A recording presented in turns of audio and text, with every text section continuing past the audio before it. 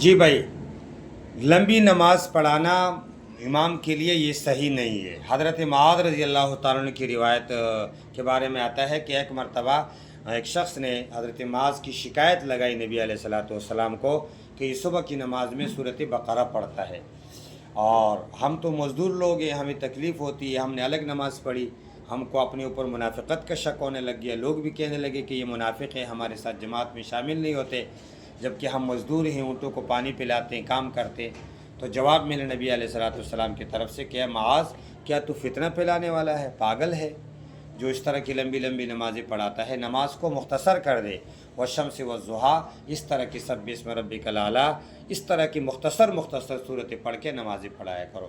تو امام فرمایا، جو حدیث میں نبی علیہ الصلوۃ والسلام نے تم میں سے جو امام بنے وہ نماز ہلکی نماز پڑھائے۔ ہلکی نماز پڑھانا یہ نبی علیہ الصلوۃ والسلام کی سنت ہے۔ وہ جو قرات ہیں ان کے اوپر عمل کرنا، مسنون قرات کے اوپر عمل کرنا، وہ فرصت کے ساتھ تعلق رکھتا ہے، سہولت کے ساتھ تعلق رکھتا ہے۔ راستے کی مسجد میں، کام کی اوقات میں مختصر نماز پڑھانا، یہی نبی علیہ الصلوۃ والسلام کی تعلیمات ہیں۔ یہ بھی ایک مشہور مسئلہ ہے کہ غصہ کرنا جائز ہے یا جائز نہیں ہے۔ مولوی صاحب کا، باپ کا، بڑے کا، چھوٹے کا، کسی کا بھی اللہ کے دین کی وجہ سے غصہ کرنا صحیح ہے، اور دین کے علاوہ غصہ کرنا صحیح نہیں ہے۔ مثال کے طور پہ اللہ تبارک و تعالیٰ کا کوئی حکم، رسول اللہ صلی اللہ علیہ وسلم کا کوئی حکم ٹوٹتا ہوا آپ دیکھتے ہیں تو آپ کو غصہ کرنا چاہیے، یہ اللہ کا حکم بھی ہے۔ قرآن میں کریم میں اللہ پاک نے فرمایا، جاہد الکفار والمنافقین واغلظ علیہم، آپ منافقین کے ساتھ، کافروں کے ساتھ جہاد بھی کیجئے اور غصہ بھی کیجئے، ان کے ساتھ سختی کیجئے، ان کے اوپر سختی کیجئے۔ اسی طرح ایک حدیث بخاری شریف کی، نبی علیہ الصلوۃ والسلام گھر کے اندر تشریف لے آئے، اور آپ صلی اللہ علیہ وسلم کی بیوی حضرت عائشہ نے گھر کے اندر ایک پردہ لگایا ہوا تھا، اس کے اوپر چھوٹی چھوٹی تصاویر تھی۔ تو نبی علیہ الصلوۃ والسلام نے پردے کو پکڑا، آپ کے چہرے کا رنگ متغیر ہو گیا، آپ غصے میں آئے اور آپ نے اس کو پردے کو پھاڑ دیا۔ آپ نے فرمایا، قیامت کے دن سب سے سخت عذاب وہ تصویر والوں کے لیے ہوگا۔ تو گویا آپ نے تصویر کی وجہ سے غصہ کر لیا۔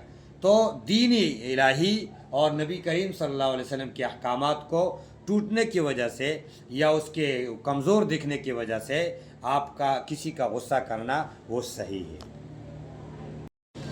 اسی لیے ہم لوگ کہتے ہیں کہ قرآن و حدیث کو سمجھ لو، کسی استاد سے سمجھ لو۔ جو لوگ خود سے قرآن حدیث کا ترجمہ پڑھ لیتے، اردو کتابیں پڑھ لیتے ہیں اور آگے نکلنے کی کوشش کرتے اور لوگوں کو اپنا آپ سمجھدار باور کرانے کو کرتے ہیں لوگوں کو کہ بھئی ہم سمجھدار ہیں، ہم قرآن و حدیث کو جانتے ہیں، وہ اردو ترجمہ پڑھے ہوئے ہیں، ان کی حالت یہ ہوتی ہے۔ کتاب کے اندر میں نے ایک لطیفہ دیکھا کہ وہ ایک آدمی تھا، وہ نماز پڑھ رہا تھا اور ہل ہل کے نماز پڑھ رہا تھا۔ تو دوسرا آدمی آیا نماز کے بعد، اس سے پوچھا کہ یار تم نماز پڑھا رہا تھا اور ہل ہل کے نماز پڑھا رہا تھا۔ تو پوچھا کہ یار تم نماز پڑھا رہے تھے اور بہت ہل رہے تھے نماز میں، تو اس نے کہا حدیث میں ہے۔ تو اس نے کہا حدیث میں کہاں ہے؟ تو اس نے کتاب اٹھائی اور ترجمہ دکھایا کہ دیکھو تم میں سے کوئی آدمی اگر نماز پڑھائے تو وہ ہل کے نماز پڑھائے، حالانکہ وہ لکھا ہوا ہے کہ تو میں سے کوئی نماز پڑھائے تو وہ ہلکی نماز پڑھائے۔ تو ہلکی اور ہلکے میں وہ کیا کرے؟ ترجمے کا فرق نہیں کر رہے۔ ایسے لوگ موجود ہیں، اس لیے چاہیے کہ کیا کرے؟ قرآن و حدیث کو کسی استاد سے سمجھے، خود سے اپنے آپ کو ترجمہ پڑھ کے عالم اور سمجھدار نہ کہے۔ قبلے کی طرف تھوکنا یہ صحیح نہیں ہے۔ مسجد میں اپنے سجدے کی طرف گند بلا کرنا یہ صحیح نہیں ہے، کیونکہ قبلے کی طرف بندے کو متوجہ خدا ہوتا ہے۔ حدیث میں آتے نبی علیہ الصلوۃ والسلام نے فرمایا، جب تم نماز کے اندر ہوتے ہو تو نماز کے اندر تمہارے سامنے خدا ہوتا ہے، اس لیے تم اپنے ناک وغیرہ کی گندگی کو اس طرف نہ پھینکو۔ تو تھوکنا یا ناک کی گند وغیرہ کو قبلے کی طرف کرنا، اس سے نبی علیہ الصلوۃ والسلام نے منع فرمایا، اور ایک جگہ تو بغیر نماز کے حکم دیا ہے کہ قبلے کی طرف تھوکے نہیں۔ تو نماز کے اندر بھی قبلے کی طرف کوئی گند وغیرہ کرنا یا نماز کے علاوہ بھی قبلے کی طرف تھوکنا یہ صحیح نہیں ہے۔ گمشدہ چیز اگر کسی کو مل جائے تو وہ اس کا کیا کرے گا؟ تو پہلی بات تو یہ کہ اگر وہ چیز خراب ہونے والی ہے تو وہ اس کو یہ استعمال میں لے آئے، یہ اس کی طرف سے اس کا صدقہ ہو جائے گی۔ مثال کے طور پہ سیب ہے، آم ہے، یا کوئی بھی چیز، سالن ہے، بریانی کا پیکٹ ہے، کوئی ایسی چیز ہے کہ جو خراب ہونے والی ہے، یہ آپ کھا لیں تو جس آدمی کا بھی ہوگا تو وہ آدمی کی طرف سے کیا ہو جائے گا؟ صدقہ ہو جائے گا۔ اگر آپ مالدار ہیں تو آپ یہ کسی غریب کو صدقہ کر دیں، جس کا ہے اس کی طرف سے آپ کو ثواب مل جائے گا، ایک بات۔ دوسری بات یہ کہ اگر وہ چیز خراب ہونے والی نہیں ہے، جیسے روپیہ ہے، گھڑی ہے، موبائل ہے، یا کوئی ایسی چیز ہے جو ضائع ہونے والے، خراب ہونے والی نہیں ہے، تو اس کے لیے حکم یہ ہے کہ 1 سال تک اعلان کرو گے۔ اعلان کرنے کے بعد جب اس کا مالک نہیں ملے گا تو پھر آپ نے وہ چیز، اگر غریب ہے تو خود استعمال میں رکھے، اور اگر امیر ہے تو اس کو صدقہ کر لے۔ لیکن اگر بعد میں بھی وہ آدمی آئے گا، آپ نے وہ چیز اس کو لوٹانی ہے۔ اگر وہ کہے کہ نہیں، میرے طرف سے صدقہ آپ پر ہو گیا، یا آپ نے جس کو دیا وہ ثواب مجھے ہو گیا، مجھے نہیں چاہیے، پھر تو صحیح ہے۔ اگر وہ مانگے گا تو سال کے بعد بھی آپ نے یہ چیز اس کو واپس کرنی ہے۔ اس لیے کوشش کریں کہ نہ اٹھائیں۔ نہیں اٹھائیں گے اتنی ساری جھنجھٹ سے بچ جاؤ گے، اٹھاؤ گے تو معمولی سے معمولی چیز کے لیے بھی اتنی ساری ذمہ داری آپ کو اختیار کرنی پڑے گی۔ مسئلہ یہ ہے کہ نفل نماز، سنت نماز نبی علیہ الصلوۃ والسلام گھر میں پڑھتے تھے، فرض نماز حضور پاک صلی اللہ علیہ وسلم مسجد کے اندر پڑھتے تھے۔ ہمارے لیے بھی یہی حکم ہے کہ ہم فرض نماز مسجد کے اندر پڑھیں، اور جو نفل وغیرہ ہے، سنت وغیرہ ہے، اس کے گھروں کے اندر اہتمام کریں۔ لیکن یہ اس صورت میں ہے کہ جب گھر میں جا کر چھوٹنے کا اور چھوڑنے کا مسئلہ نہ ہو۔ اگر گھر میں جا کے آپ سے نماز رہتی ہو تو پھر سنت وغیرہ بھی مسجد کے اندر ہی ادا کریں۔ حدیث ملتی بخاری کے اندر، نبی علیہ الصلوۃ والسلام نے ایک دفعہ سنت مسجد کے اندر پڑھی تو لوگوں نے اس جگہ کو کیا کیا؟ آپ صلی اللہ علیہ وسلم کے لیے نشان وغیرہ لگا کر منتخب کر دیا۔ ایک دن آپ نے جب نماز نہیں پڑھی وہاں پر، سیدھا گھر کی طرف چلے گئے تو صحابہ کرام سارے آ گئے اور آپ کے دروازہ بجایا اور کہا کہ آپ نے یہاں نماز نہیں پڑھی۔ نبی علیہ الصلوۃ والسلام نے فرمایا ایسا کیوں کرتے ہو؟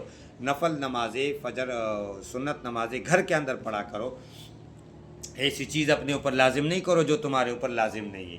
ایک روایت میں نبی علیہ الصلوۃ والسلام نے ارشاد فرمایا اپنے گھروں کو قبرستان نہیں بناؤ، اس لیے کہ قبرستان کے اندر کیا ہوتا ہے؟ لوگ نمازیں نہیں پڑھتے، تو تم گھروں کے اندر نماز پڑھا کرو۔ معلوم ہوا کہ فرض نمازوں کے علاوہ جتنی سنتی نمازیں ہیں یا کیا ہے نفل نمازیں ہیں وہ گھر کے اندر پڑھے۔ عورت کے لیے فرض نماز گھر کے اندر پڑھی جائے گی، مرد کے لیے فرض کے علاوہ ساری نمازیں وہ اپنے گھر میں پڑھے، فرض کے لیے مسجد میں جائے۔ نماز کے دوران اگر کوئی ایسی حرکت دیکھی جائے کہ آپ کے لیے تکلیف دہ کا باعث ہے، جیسے بچہ ہے وہ آپ کے ساتھ گر رہا ہے، یا جیسے پانی گر رہا ہے گھر کے اندر، یا کوئی چیز خراب ہو رہی ہے، سالن گر رہا ہے وغیرہ وغیرہ، وہ چیز جو کیا ہے آپ کے لیے نقصان دہ ہو، دنیاوی کے اعتبار سے ہو یا آخرت کے اعتبار سے ہو، تو اس صورت میں نماز کو توڑنا جائز ہے۔ وہ کام کر کے آ جائے، نماز کو نئے سرے سے پڑھ لے۔ اس پر ایک حدیث بخاری شریف کے اندر کہتے ہیں کہ حضرت ابو النعمان کی ایک روایت ہے، وہ فرماتے ہیں نبی علیہ الصلوۃ والسلام کے ایک صحابی نماز پڑھ رہے تھے، ابو برزہ نام ہے اس کا، ابو برزہ اسلمی، وہ نماز پڑھ رہے تھے اور نماز کے دوران اس کا گھوڑا جو تھا وہ بھاگ گیا، چلا گیا، اس نے کھلا چھوڑا تھا، تو اس نے نماز چھوڑی اور نماز کے بعد بھاگ کے گیا، اپنے گھوڑے کو لے کر آیا۔ فرماتے ہیں وہیں پر ایک آدمی نے اس کو ڈانٹا اور کہا کہ تو نے ایسا غلط کیا، تو نے نماز چھوڑ کے گھوڑے کے پیچھے بھاگا۔ تو کہنے لگا میرا گھر دور ہے، اگر میں گھوڑے کے پیچھے نہ بھاگتا، نماز پڑھنے لگ جاتا تو میرے سے گھوڑا نکل جاتا، میں رات کو بھی اپنے گھر نہ پہنچتا۔ جیسے اگر میں نماز کے لیے جاتا، نماز پڑھتا تو میں شام کو بھی گھر نہ پہنچتا۔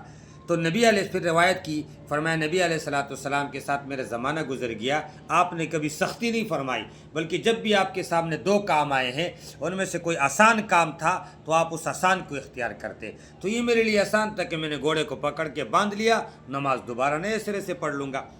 تو کوئی بھی ایسا عمل جس کی وجہ سے آپ اپنے آپ کو تکلیف میں مبتلا کر رہے ہیں، شریعت آپ کو اس چیز کی اجازت نہیں دیتا۔ آپ سہولت والے کام کو اختیار کر لیں اور کیا کر لیں، شریعت کی اس امر کو آپ کسی حد تک مؤخر کر لیں۔